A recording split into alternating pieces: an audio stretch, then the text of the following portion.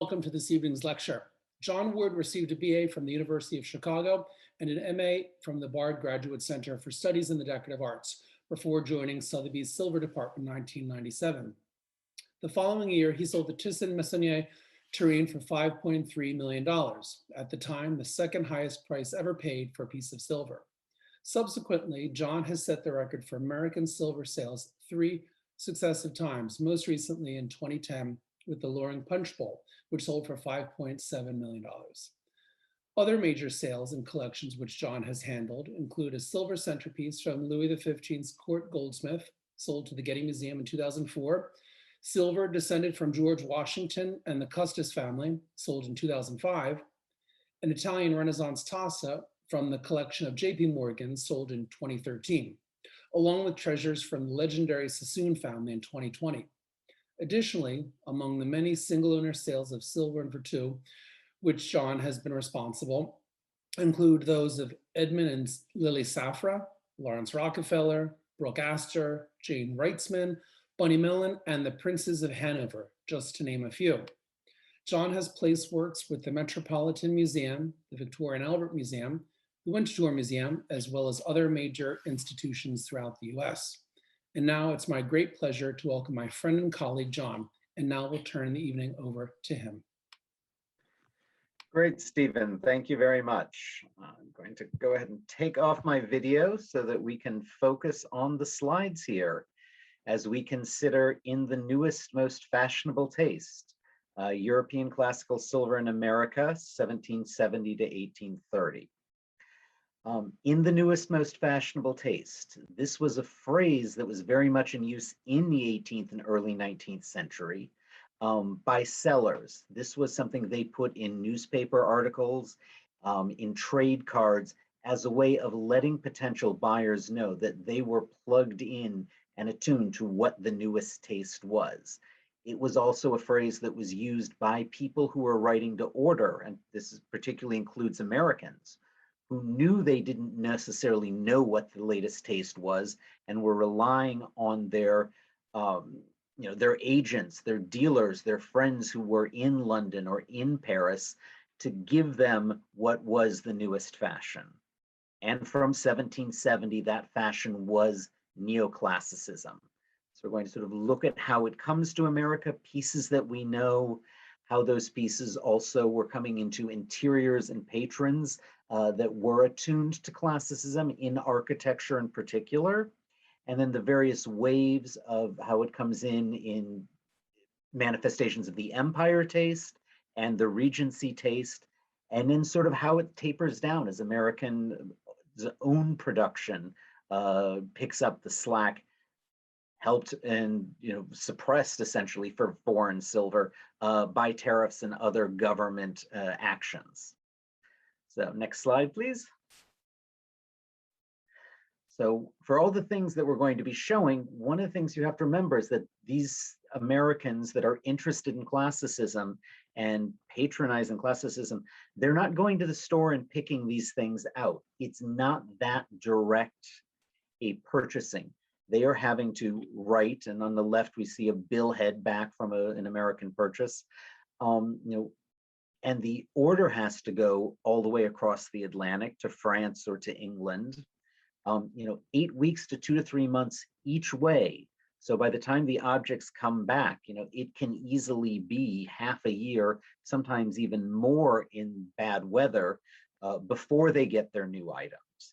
So, imported items, were occasionally, we know from newspaper advertisements, that a silversmith would bring in a group of imported items, but most of the time, particularly the more expensive items, these were bespoke in a very long drawn out process that relied very much on the taste and the selection of their agents and friends in Europe. Next. Now, what I'm going to be presenting to you are pieces that I have found and documented over the course of 24 years in the silver and decorative arts field. But it's only a fraction of what must have come over.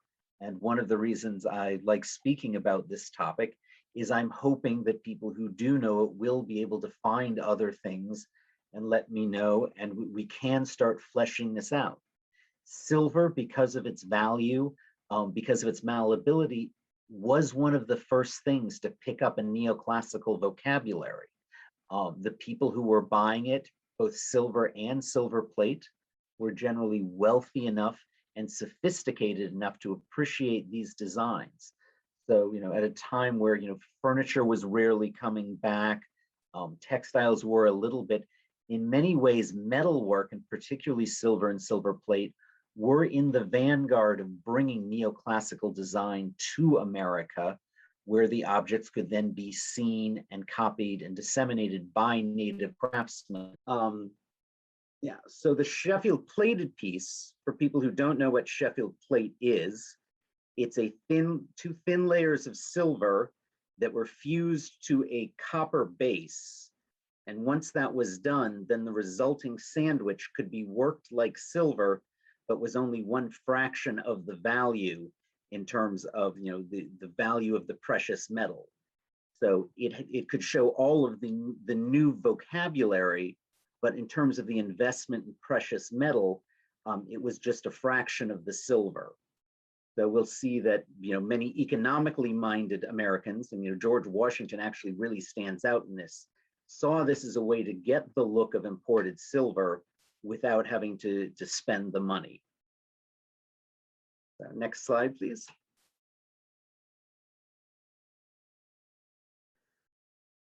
So one of the earliest examples that I've been able to find actually has to be sort of extrapolated backwards because of these sorts of holes that we're talking about. And for Southern collections, it's made even worse by the losses during the Civil War. These wonderful column candlesticks are an English model of the 1760s, but these versions were made by A.E. Warner of Baltimore about 1840. So we're probably complementing and extending a set that was already owned by the Ridgely family of Baltimore, and would have, probably helped be one of the inspirations for them to build one of the great neoclassical mansions of America of this period, the Hampton Mansion outside Baltimore, which you can see in the image, built starting in 1783, just after the Revolution, and with work continuing to 1790. It's a very Palladian outside, continuing in many ways, the style of houses that the English gentry, that was what future Americans were at this point, were building. But whereas earlier this would have a contrast when you got inside with the dramatic and florid Rococo interiors, by the time of Hampton, you're starting to get, he knows what the newest, most fashionable style is, and it's going to be the kind of neoclassicism represented by these candlesticks. Next. Some of the most, avant-garde and well-traveled Americans were people who were actually going to London. And here is an example of where they could pick things up directly, as Arthur and Mary Middleton did on what starts as their honeymoon trip, and they're there long enough to have their first child painted by Benjamin West, so it must have been quite a long trip. But we know that they're shopping in London in 1771 and buying these fantastic neoclassical column candlesticks that you see on the left, which are still preserved at Middleton Place. And which, when they brought these back, everyone must have immediately realized just how avant-garde they were. You've got a full neoclassical vocabulary here. The stop-fluted Corinthian columns, the ram's heads at the corners with the swags and the paterai, drapery swags below, stepped bases. Even on the wine coaster, you've got laurel swags and piercings. This is a time when most American-made silver is still heavily Rococo, both in its form and its engraving. And this would have been, very much the latest, most fashionable taste when they brought it back. Next. This is one of the great, pre-revolutionary orders of neoclassical silver. And it's done by John Parke Custis, George Washington's stepson. a rather spoiled and extravagant young man.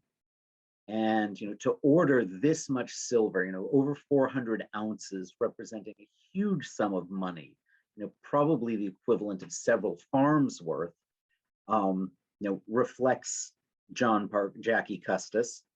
But in ordering it, he would have had to probably go through at his young age, early 20s at this point, he would have had to go through the contacts of his father, George Washington, who would have been the one who had London contacts that were arranging for selling, for instance, tobacco that was being harvested at Mount Vernon or on the Custis farms. We know that Washington was concerned about Jackie's extravagance, and the amount of silver represented here certainly does follow that. But it's everything that would be needed to set up house in the grandest style in just pre-revolutionary America. The neoclassical candlesticks, the hot water urn for the tea table, a two-handled cup for the buffet, salvers to carry around wine glasses at a time when wine, when the glasses themselves would not have been put on the table. Sugar bowl, a little sugar basket, tea caddies that are very fashionable in a neoclassical urn fashion, a bread basket, pretty much everything that was needed to live in the grandest style. And it's interesting because the house that Jackie is taking this to is a fairly outdated plantation house that was built by his father, 40, 50 years before. But it suggests sort of, how aware he was of new styles and what he might have done had he lived long enough to be, an aggressive patron in the new style, or if the world that he was ordering this in hadn't been absolutely turned upside down in the next 2 to 3 years. We'll go on and look at a couple of these pieces more specifically in sort of how they're bringing neoclassicism to America, and also at the same time, some of them do still have a foot back in the Rococo world. You go on next. So here we have one of the salvers from the Custis collection, and it's interesting because this piece is still Rococo. If you look at the uneven border here with the shells and the scrolls, a fully neoclassical salver, which is something that John Carter will develop probably about 2 to 3 years after this. He goes to not a shaped rim, a plain circular salver with a beaded rim, a very a stiffer neoclassic design. So it's interesting that here that Carter, is as Rococo as you see on the left, and then as neoclassical as you see on the right. This is a fully developed neoclassical stick with this wonderful Athenian designed column. And again, several of the same details we saw in the Middleton sticks, the ram's heads, the laurel swags. Here we've even got a wonderful Greek key chase design at the bottom of the sconce. So not only in America are you seeing the Rococo and the neoclassicism, existing side by side at this point in the early 1770s, but you're even seeing it within the same order being done, or at least stamped by the same craftsman. So it gives some idea of the transitional quality as classical design is coming to America at this time. Next. And here we see a little bit of it being adapted. On the left is the hot water urn from the Custis silver. And on the right is the Richard Humphreys tea urn that was presented to Charles Thompson, Secretary of the First Continental Congress. And this is the piece that's considered the first fully neoclassical piece of silver made by an American silversmith. And I think you can see where Humphreys is looking at, probably not directly the Custis model, which was down in Virginia and he was up in Philadelphia, but similar looking pieces that possibly even by Carter, who we know supplied several Americans, but that he would have had access to and which have gotten lost in the history of time.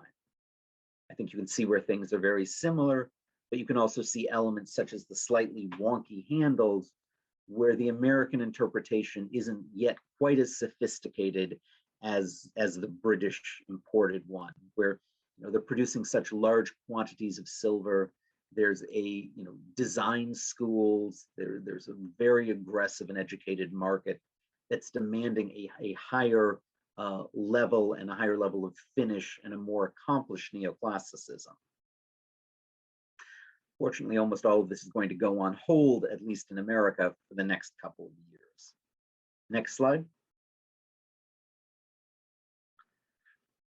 The Custis family, Jackie Custis dies, unfortunately, shortly after the Battle of Yorktown, and his wonderful neoclassical silver that he was getting all ready to set up his new neoclassical house with ends up being held probably by George and Martha Washington, because they end up raising Jackie's two youngest children at Mount Vernon, for the rest of Washington's life. And then the Custis silver goes on. But I think being raised in an environment as aware of neoclassicism as you get with Jackie's silver and then with Washington's purchases that we're going to see shortly, it's probably not a surprise that Jackie's son, Washington's grandson, step-grandson, ends up building one of the great early classical houses in America, Arlington House, which you see here on the lower left. And this actually becomes the repository for the Custis family silver we've just been looking at, which, even though it's ordered 25 to 30 plus years earlier, would have sat very comfortably in this second generation Southern classical mansion. Next slide, please. Because what happens in the middle, as we all know, is the American Revolution. So from 1776 to 1783, there is very little silver coming into America from anywhere, and very little patronage of luxury arts and fine living. But one of the amazing things is, once peace is signed in 1783, how quickly American clients come out of it wanting to pick up again, to start the patronage, to start the refined living, but also how much they go back to their former enemies, the British, versus how much they try to patronize their new allies, the French. And as former British colonists, but now French allies, the way that fights out in waves of patronage and in different focuses from different patrons, which will be one of the things we're going to look at then for the rest of the talk, are these waves of alternating French and English influence in America as it receives these, this next wave of classicism. Next slide, please. So the new room of George Washington's Mount Vernon, a space that was roughed out before the Revolution, but really only finished afterwards between 1783 and 1786. And Washington writes a very telling series of letters to the Marquis de Lafayette, acknowledging how, whereas he formerly had all of his goods from Britain, he would now rather not get from there if at all possible, and that can Lafayette help him? Because he does not know merchants and he does not have contacts in Paris the way that he did in London. And he sends Lafayette a list of the items, particularly the dining items, that he's looking for, to finish and to set up this wonderful American Adams-style neoclassical interior. And Lafayette sends back what he can find and what he can fulfill.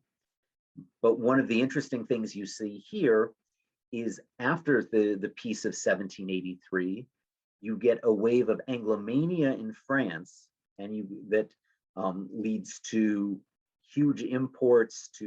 There's accounts of French nobility throwing out their heirloom Gobelin tapestries and putting up English green wallpaper, which I think is a similar aesthetic to what you can see in this room.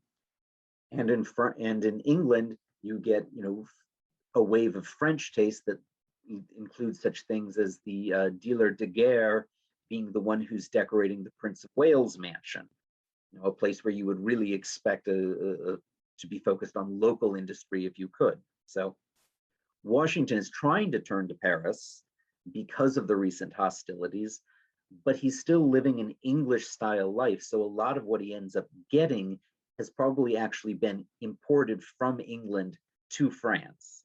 We can see some of that in the next few slides. Next slide, please. Yeah.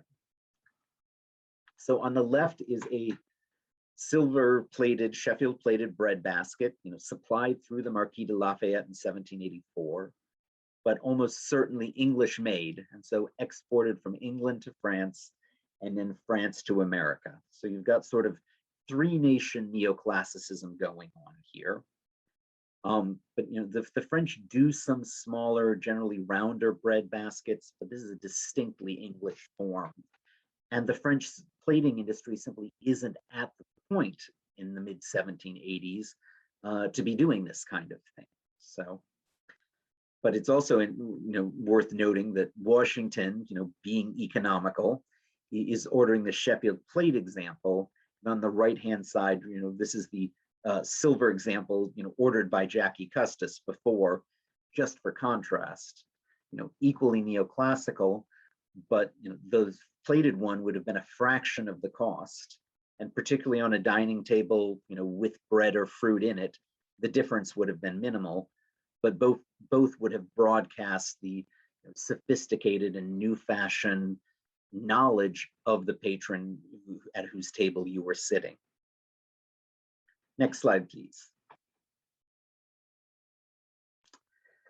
So Washington wanted to patronize French industry, and had there been a more active minister in Paris, or maybe a more commercially minded one, things could have happened there. But Thomas Jefferson was the minister to Paris at the period in question.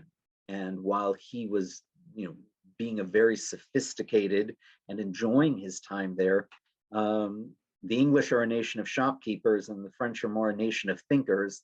That was what Jefferson was doing. So the pieces that he's buying are much more individualistic, and he's not looking at them with an idea towards the commercial possibilities of trade with his new country. I'm showing some of them still because they are European silver that came to America and were used in America, but they're very idiosyncrasies, kept it from being, I think, having a widespread influence. For instance, the goblet that is seen on the right-hand side was made in Paris, but it's being made to a design that Jefferson himself does. He's imposing his own idea of neoclassicism even on the French.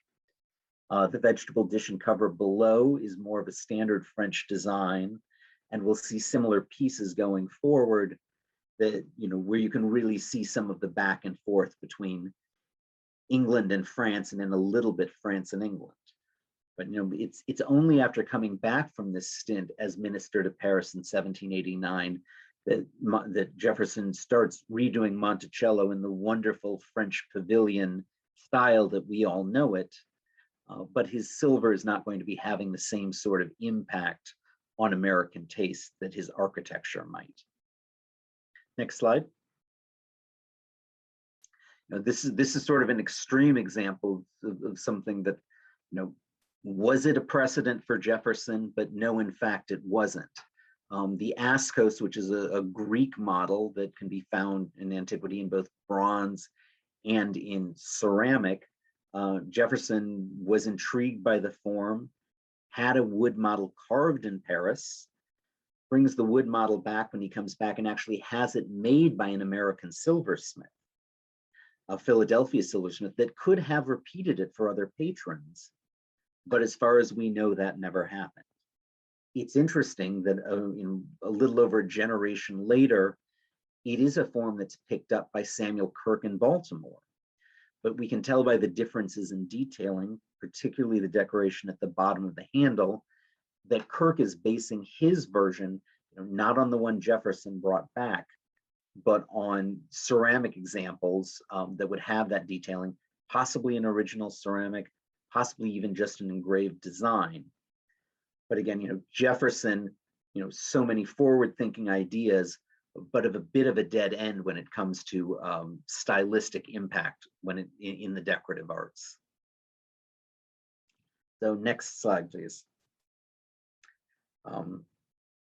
And here you get sort of a difference between Paris and London, and a difference between what Jefferson is looking to do. Again, he supplies a design for this coffee hot water urn on the left. It's very much Paris in the English style. But what most people are going for, what most Americans are going for, is represented by the piece on the right, which was acquired by John Adams in London. It's a Sheffield plated urn, same look for a fraction of the price. It comes back with them.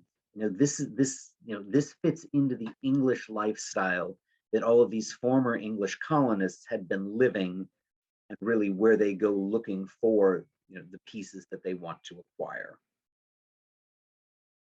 Next slide.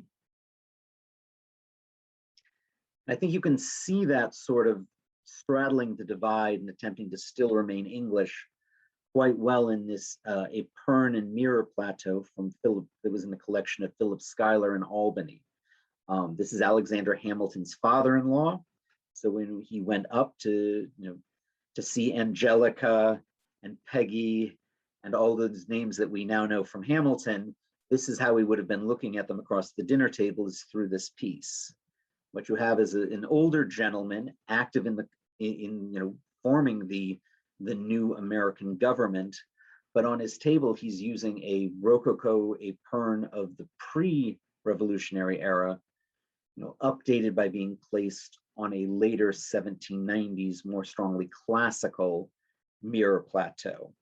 And this is the practicalities of how many Americans, what they were importing, how they were combining it, how they were actually using it as they found their feet in the new republic.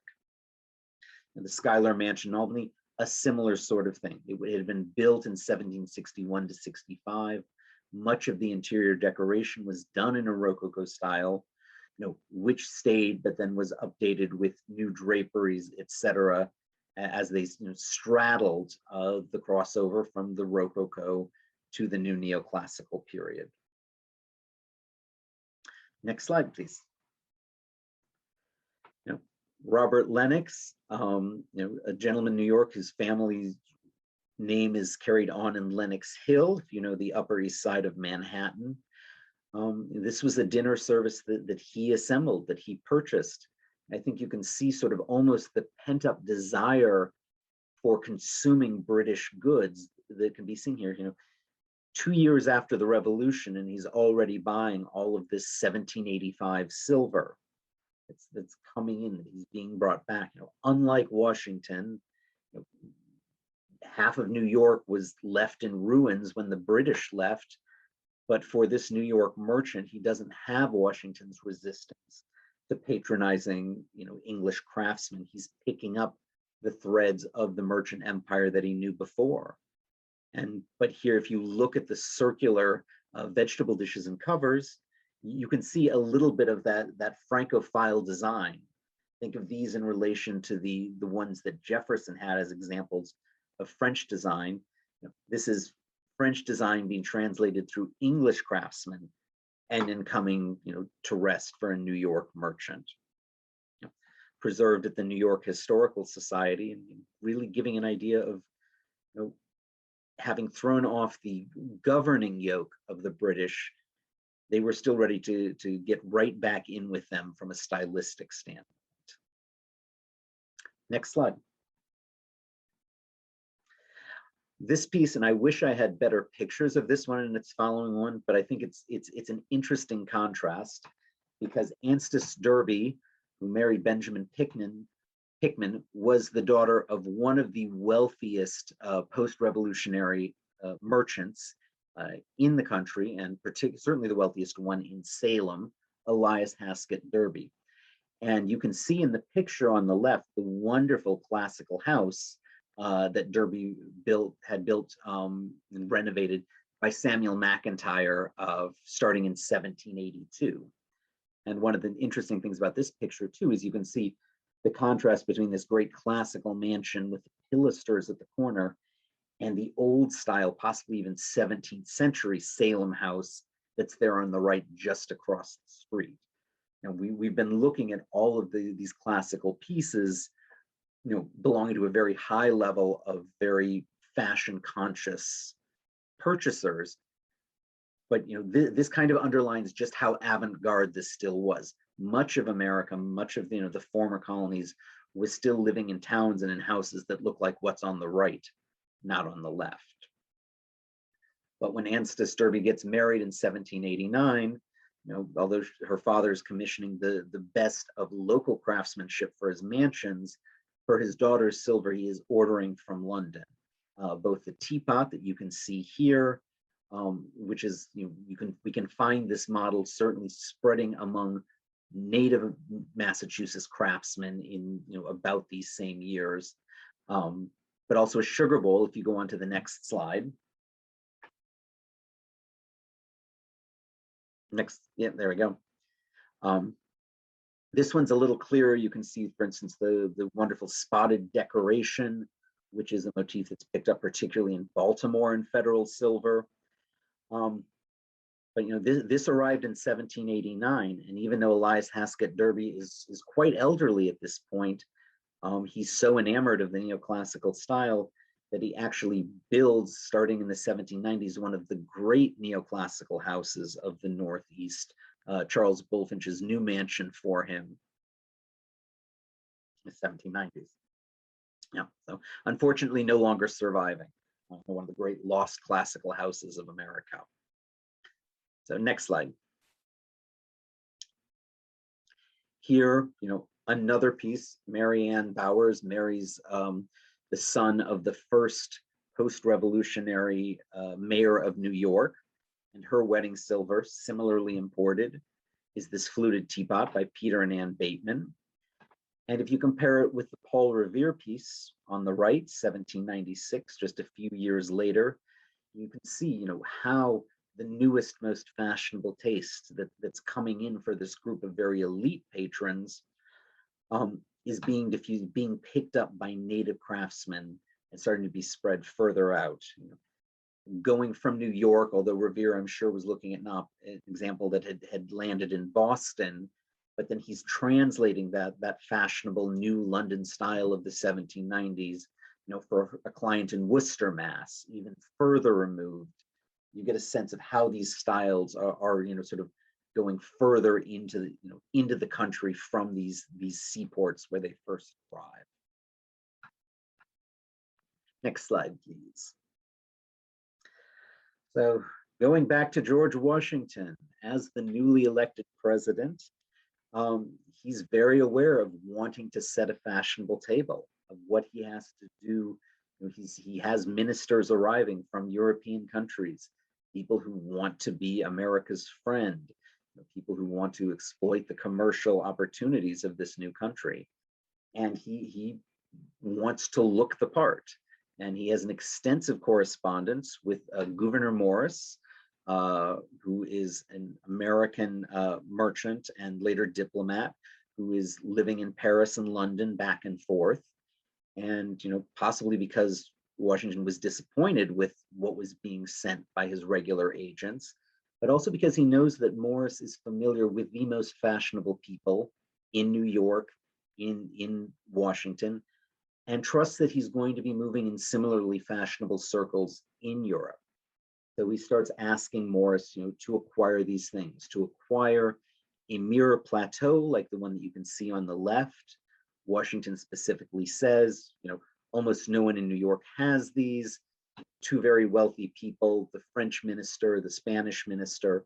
So, he's setting a very sophisticated level he wants to be matching. The argand lamp on the right, he specifically tells Gouverneur Morris that he wants ones like Robert Morris has, not a relation, but someone who Gouverneur Morris knew very well, but gives a very limited price range. I think it's 2 to 3 shillings, maybe more. Anyway, Gouverneur Morris essentially writes him back in a fairly, what seems like it could be a very contemporary exchange. You're not going to get what you want for that price. I'll send the best thing that I can for the price you've given me. And these are what he sends. And it's still very sophisticated, a very contemporary, Greek-inspired neoclassical taste.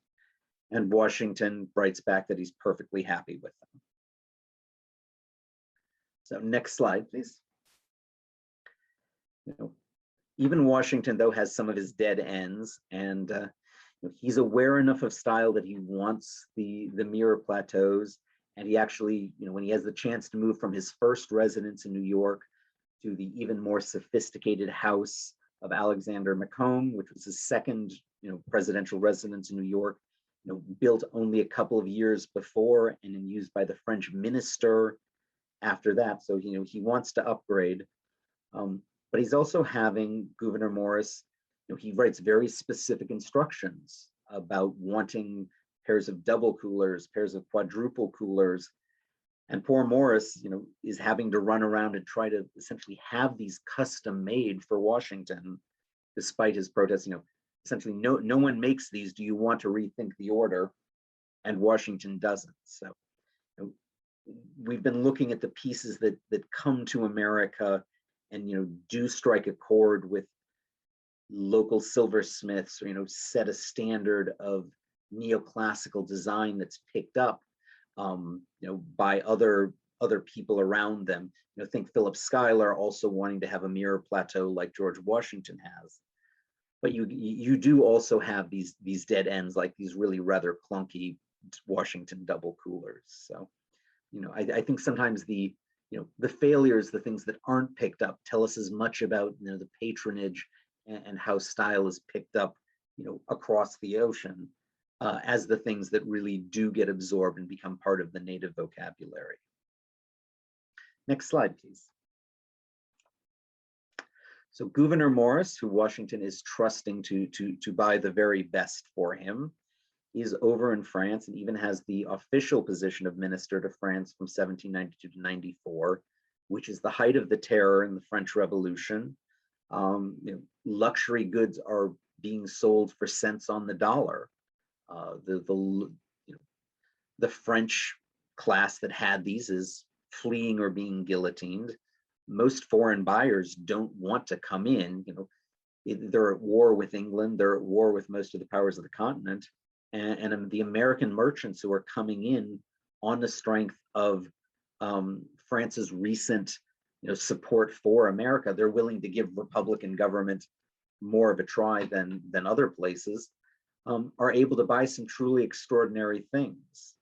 And Morris, whose taste was good enough that Washington trusted, actually acquires what I think is perhaps the most spectacular neoclassical silver to come to America in the 18th century, which is this wonderful pair of Louis XVI tureens and covers and the matching vegetable dishes by Rotier. He writes in his diary that he was somewhat obliged to buy these, which suggests that he actually had to buy them from probably an emigre who was desperately trying to get the money to flee France at this time in the height of the terror. There's really exquisite neoclassical pieces. This wonderful laurel draped urn at the top, the strong fluting, the laurel designs. Rotier makes pretty much the same design, but raised on a plateau for Catherine the Great. This is the highest level of European craftsmanship. And now, because of the upheavals, it's starting to be made available to American buyers. They don't necessarily have to go for the Sheffield plated inexpensive option anymore. As the country as America's getting richer and more stable, and other countries are not, there's a switch off here, and they're able to buy things like this instead. Next slide. Morris ends up selling that service in the end to someone who's already a Francophile, Chancellor Robert R. Livingston, whose French-style house at New Claremont is shown here. All the accounts of the house talk about its Frenchness, with its long windows that you can see here, very different from, say, the four-square Georgian brick that we saw with the Schuyler Mansion. And on the right is, another piece of the service, the coffee pot. Livingston goes on and is himself later minister to France, but it's really only on his return that he buys the Morris service. Next slide. And another minister to France. France is in this upheaval. It's not exporting anything to the United States, But as we'll see also going forward, things come in through these diplomatic channels. He buys when he's there, when things are calming down a little, these wonderful Louis Says candlesticks, the pair of cruet stands. But if those are a little bit looking backwards, he also buys the wonderful Odio wine coolers on the right, which are very much the latest design. These must have been just, this is really the new empire fashion coming in. This is going to be the next wave of neoclassical design. And these must have been one of the first examples of that to come back to America. When the government's looking to refurnish the White House after it's burned in the War of 1812 a little bit later on, Monroe actually sells these to the government at that point for $10 each. But even for that price, he's accused, and what's probably politically motivated, of trying to exploit the government. I can say as an auctioneer, they would probably be worth considerably more now. Next slide, please. So in 1794, the Jay Treaty is signed with Great Britain. It's a treaty of friendship, commerce, and navigation, but it really starts 10 years of very close trade between Great Britain and America.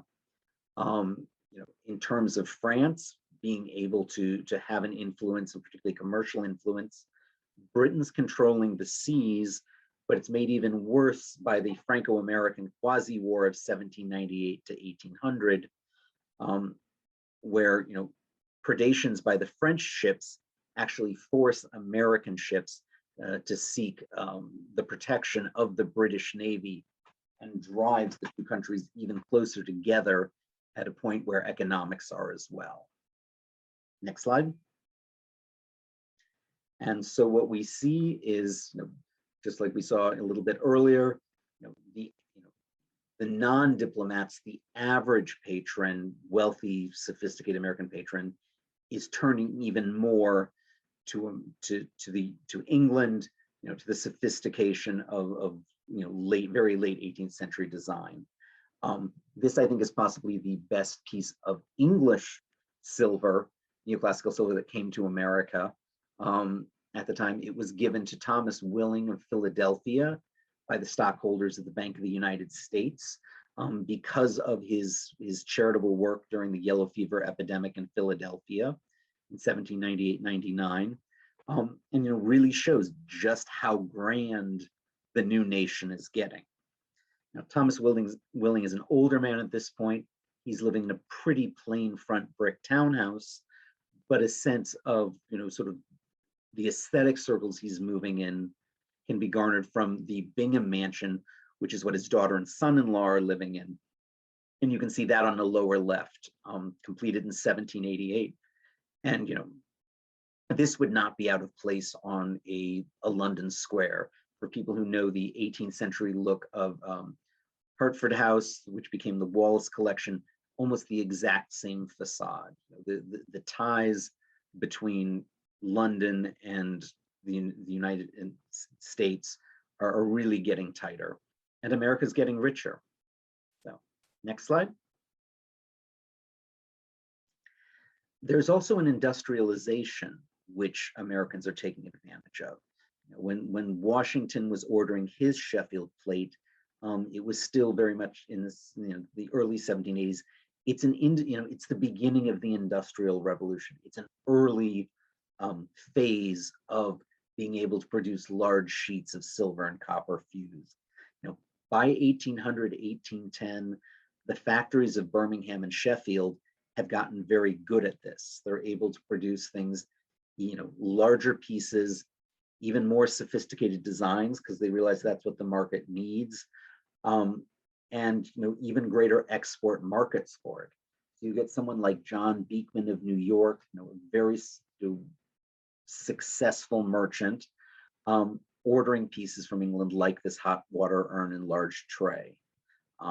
Just to give a sense of the milieu that they're going into, a few years after this piece was ordered, the Beekmans moved to a townhouse on Waverly Place, which many of us know as these wonderful houses on the north side of Washington Square. So this is English neoclassicism is coming into this sort of American neoclassical interior. Next slide.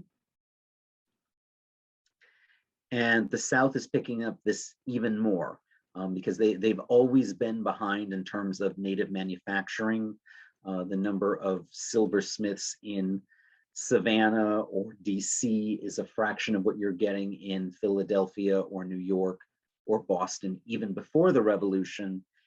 And despite the wealth of the Southern planters, because of their close ties with exports for England, they're still looking not so much at native silversmithing as they are at English imports. And here's some wonderful examples of an assembled service on the left for a major person in Savannah, on the right, a cup for the Charleston races. But it's interesting to note that the last pieces of the Gibbons service are from 1806. And that becomes a key point in the sort of the shutting off of the infusions of plate in this middle period of English influence. So next slide, please. John Eager Howard, Maryland. Again, a London piece. Wonderful, sort of early Regency design here. The Greek keys and the palmettes. Very sophisticated, would have gone very well with his mansion, which we can see on the left. But again, 1806. And if we go to the next slide, we can see why. 1806 was the end of the Jay Treaty. And there have been problems because as the war with England, between England and Napoleon gets worse and the Royal Navy needs more sailors, they've started seizing American ships. They've started seizing American sailors. America doesn't have much to respond to this with, but what Jefferson tries to do, Jefferson, who's always been more French than English, is to punish Britain economically. And he introduces first the Non-Importation Act, and then in 1807, the Jefferson Embargo. It doesn't work terribly well in terms of punishing England. You can see from the cartoon, Jefferson is still caught between George III and Napoleon. But it does mean that the second wave of neoclassicism that was coming into America in the form of these silver and plated goods pretty much grinds to a halt. Next slide.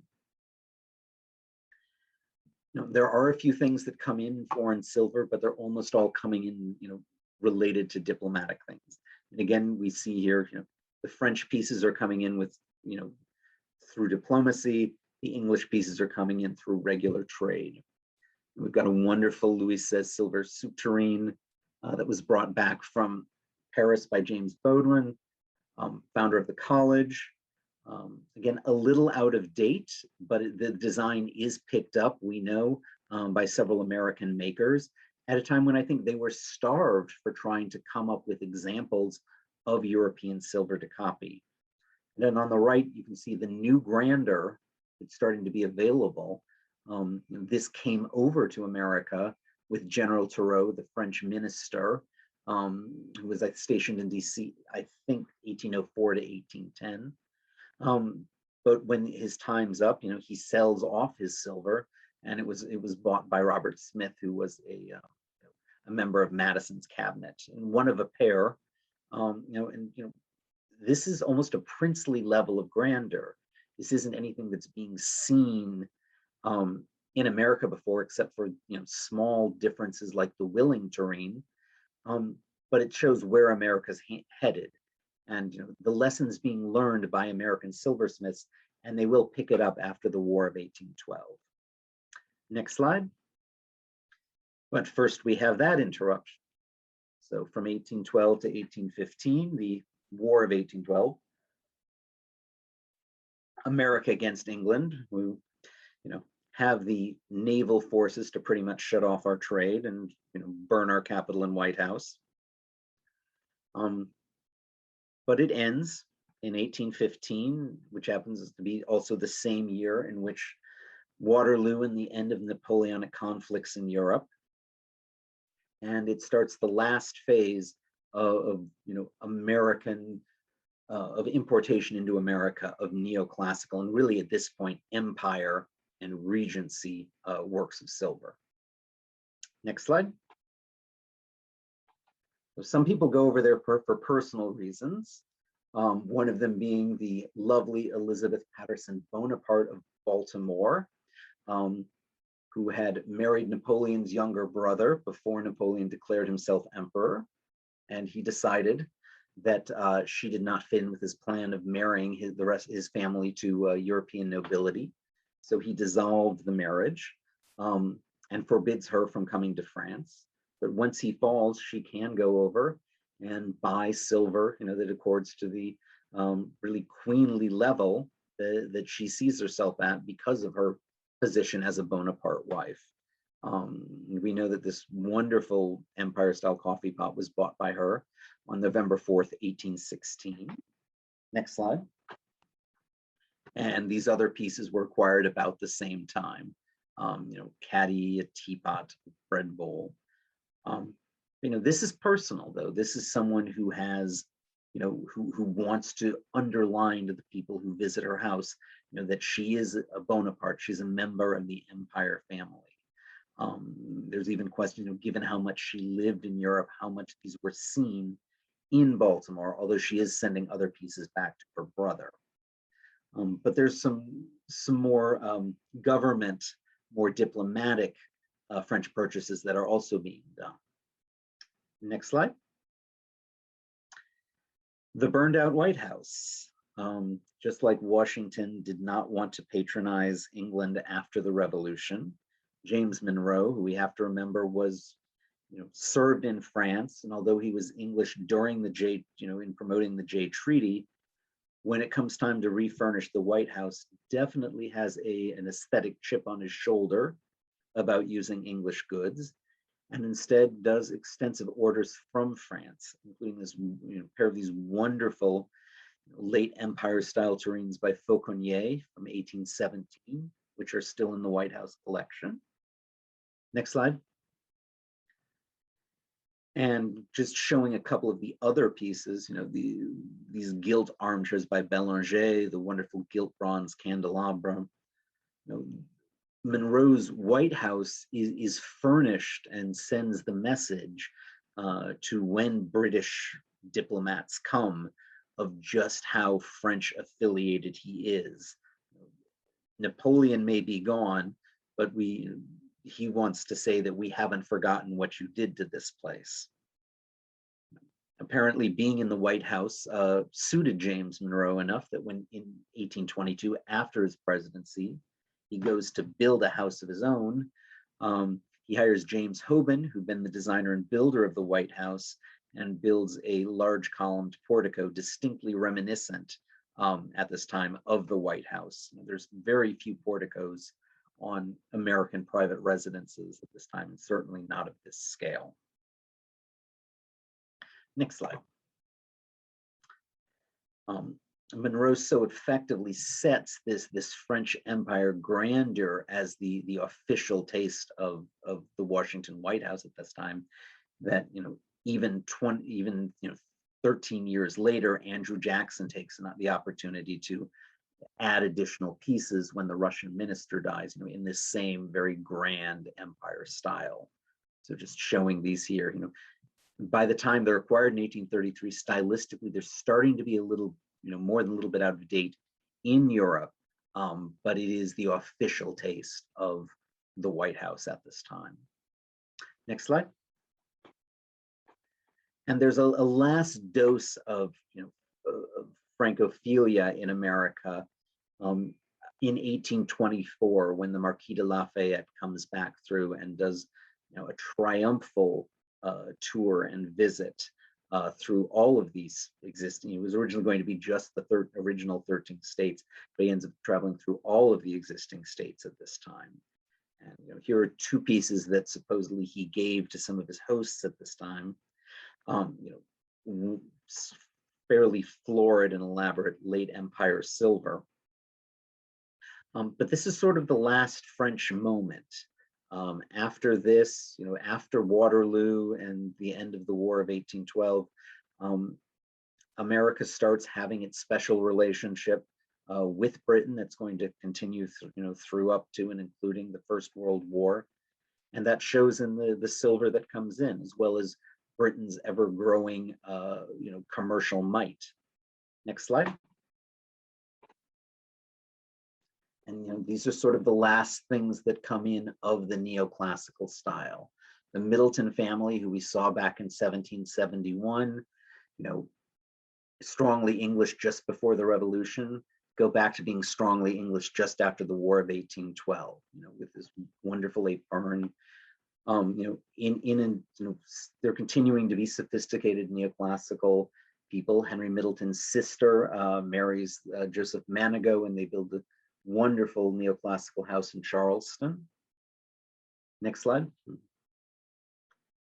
And the Charleston races, for people who are doing racehorses in Charleston, trying to breed horses, their ties are perhaps even closer to England, in that they're getting not just the rules and the way to play the sport, but also literally the animals are coming from what had been the mother country, and the trophies are coming too. You get these wonderful gilt examples of really just the grandest of Regency style that are delivered here for the 1817, 1818, and 1820 races. But that's sort of a high point. After 1820, things really do start to change. Next slide. You begin to see the Rococo come in.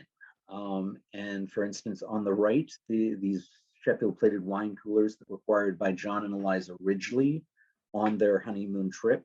They're a Greek-based crater form, very classical, but you're starting to see in the waved rims and some of the other detailing, the Rococo revival creeping in.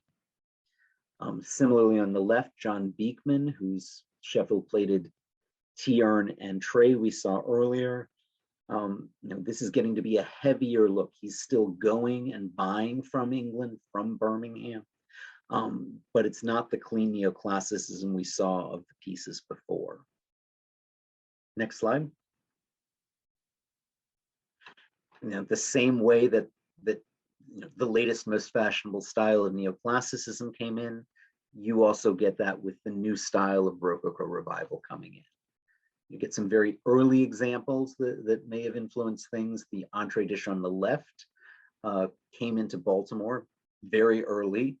And for those of you who know Kirk's style of silver with its elaborate Rococo repoussé, this could have been one of the pieces that led him to start experimenting with that. But by this point, England's commercial trade is developed enough. The actual pieces don't have to come over. Big Sheffield plate and silver plate firms are producing catalogs like this. So American silversmiths who are looking to do this look can be working just from printed sources, such as this one. Next slide. And now that they have the printed sources to work from, it's important because fewer and fewer of the actual pieces are coming over. From the 1820s, even though the South is having closer ties with England because the cotton trade is picking up enormously, also picking up is domestic manufacturing in the North. And you can see in this cartoon that dates from 1828, making fun of the Tariff of Abominations, that on the right you have the wealthy Northern gentleman standing in front of a building for domestic manufacture, looking very prosperous. While on the right, on the left, the Southern gentleman, weighed down by tariffs and taxes, stands in front of idling buildings and ships. When the 1828 tariff was followed by a compromise tariff, it looked like there may have been some possible weakening. But in the end, by the 1842 tariff, it was the end of a real era of imported silver and silver plate to America, and the beginning of domestic manufacture, an entirely different way of looking at both influences in design and how that happens in America. Thank you so much. Thanks so much, John. That was amazing. And I really appreciated and learned a lot from the thoroughness from really taking us to the very beginning up until sort of the last gasp of classicism and the start of the Rococo revival. We're gonna move into taking some questions, and anyone who has a question, please submit them through the Q&A function at the bottom, and then we will take those one by one. But as the moderator, I always like to start off with take the opportunity to do at least one, and I actually have two questions for you, John. Sure. The first, with furniture, you saw, there was Sheraton's pattern book. Before him, it was Chippendale. There was also Hepplewhite's pattern book for furniture, which was how American cabinet makers, really, adopted these new styles in furniture design. Was there something similar in terms of silver that the silversmiths were also looking to, or was it really just the objects themselves that were coming over that they had to base their own creations from? It was really just the objects, and that's why when you start getting the more extensive printed catalogs, like I showed at the end of the 1820 period, that's when they're really having printed sources to work from. Bolton and Fothergill, for instance, their Sheffield Plate Company in the 1780s and 90s are starting to put out some catalogs and hand lists, but they seem to have a fairly limited distribution to retailers already in the United Kingdom. And I haven't been able to find either examples of specifically Bolton silver plate in America or copies of their designs that I would have expected had those printed sources, arrived in America. It's really the post 1820 time when you get the printed sources. There just aren't the silver equivalents of those great 18th, mid 18th century furniture compilations of designs like Chippendale's Director. That's really interesting to know the difference between the different types of decorative arts. The second question I'd like to propose is, obviously you were talking about the English and the French, imported items, and I'm wondering, was there anything being imported from other European countries? I'm thinking Germany, Austria, even Italy. Was there anything at all coming over, or really anything of any kind of volume that would have any sort of effect, or was it really just the English and French objects that were being imported at that time? Really just English and French. You have, in New York, you do have some sort of holdover from the Dutch, occupation of New York. You have some old, Anglo-Dutch families that want to keep, ties in with Holland. So, there's a couple of sort of 1730s Dutch pieces that are known to arrive with New York families. But we don't know if they were really imported as orders, or maybe they even came over with brides from Holland, for instance. But there certainly doesn't seem to have been a regular trade. The British Navy, were very protective of the colonies and really protective of the idea that they were supposed to be outlets only for British manufactured goods. And that's one of the reasons that the French pieces are coming in more through diplomatic circles. And also you get a couple of things coming up sort of through New Orleans and through sort of that channel. But really, Germany, there aren't that many Germans here. The waves of German immigration really start coming in 1848 with with the revolutions then that come in. So there isn't a local taste for it. And the Italian imports are limited to a handful of very wealthy Americans who go and do sort of a grand tour and bring things back. But they tend to be bringing back marble busts, chimney pieces, glassware. I don't really know of any Italian silver that comes back as part of those trips. Oh, that's interesting. I hadn't really thought about it. I mean, obviously I knew about the waves of German immigration in the late 19th century, but I wasn't thinking about how the lack of Germans in this country at the late 18th century would have an impact on the importation of goods from that country. So it's a really interesting point that you bring up. Yeah.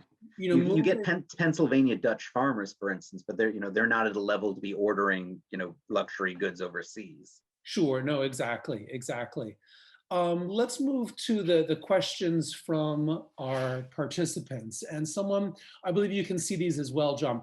One of them says, they're asking about the Biddle family of Philadelphia, Mhm. outside in Andalusia. Did they have a collection of neoclassical and Empire silver?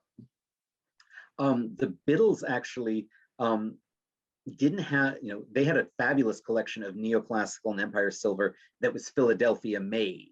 Hmm. Philadelphia is one of the first places that really takes these styles and looks at what comes in and makes it their own. And particularly the firm of Fletcher and Gardner, for instance, is doing very, very high style pieces. American Empire, certainly right at the end of the War of 1812, they do some monumental gifts, productions for heroes from that war that are every bit as impressive as things that are coming out of London. So, the Biddles had amazing silver, but almost everything that I know from them is not imported, but they're patronizing the top level of local craftsmen who are doing their own version of these French and English Empire styles. Have you handled any pieces from the collection at Sotheby's? For Biddle, Yeah, exactly. we had a part of a flatware set that was part of the Ruth Nutt collection, and there was one other piece, but I think a lot of them are still held by the family. Hmm. Interesting. So we have another question. Someone's asking about numismatics, and they're wondering whether the stylistic developments in coins, have parallels in sort of the tablewares and other decorative silver objects, or is it, although metal work, Mhm. are they really kind of two totally separate developments in terms of the styles in their respective categories? Um, they're pretty separate because it's really the difference between sort of 2 and 3 dimensional modeling. The numismatics, and I would also include in that, for instance, some of the wonderful, orders of Cincinnati, some of the wonderful medals that are struck in the wake of the War of 1812. You get really, sophisticated neoclassical design going on there, but it's being die struck, and it's and conceiving of a piece of 3 dimensional silver that has to be used is a different process. And so, unlike in England, where we actually do know that, we have some of the same designers working on, Waterloo medals and plaques for Waterloo vases, for instance, I don't know of anything parallel in American silversmithing at that time. Hmm. Well, let's see. We're at 6:15, and you've spoken extensively, and we've been able to answer a few questions. Sorry for the technical difficulties there in the middle that delayed it a bit. Yeah, no, but once we sorted those out, you really hit your stride. And I'd like to thank you again, John, for doing this for us. I've learned a lot, and I'm sure all of our participants have as well. So we'll let you go. It's certainly getting on in the evening. And so thank you again, and thank you for everyone who's participated tonight. My pleasure. Thank you for having me. Okay, good night. Thanks. Good Bye-bye. night.